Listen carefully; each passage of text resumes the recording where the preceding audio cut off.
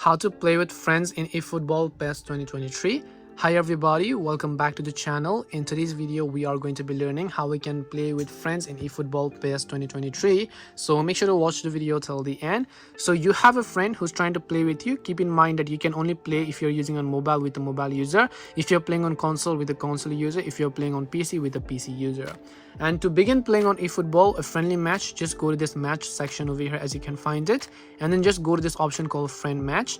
Now Konami recently added a new feature which is called create cooperative match, which means you can play with up to 3 players in one team and the opposing team, but it is not a random match. You need to have some of the friends to come and join this match. But if you want to play 1 versus 1, then go to create a 1 versus 1 match room.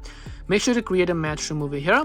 And now, assuming that you are the friend that is trying to invite your friends, you'll most likely get your match room code over here. As you can find it, this code at the very top. You want to make sure to copy the code by just tapping this option here, copy code. Once you copy the code, you want to send this to your friend. And once you send this to your friend, let's say I am the friend that someone is trying to invite me to, what I need to do is I need to come to this option called search match room over here and just paste the code that I received from my friend. Once I paste the code that I received from my friend, then if I tap the search option, the match room will pop up and then I'll be able to join room with that person, and then we can start playing with each other on eFootball. And this way you can play with friends in eFootball PES 2023. Hope this video was helpful. If you have any questions, feel free to leave them down. Thank you for watching and see you soon in the next video.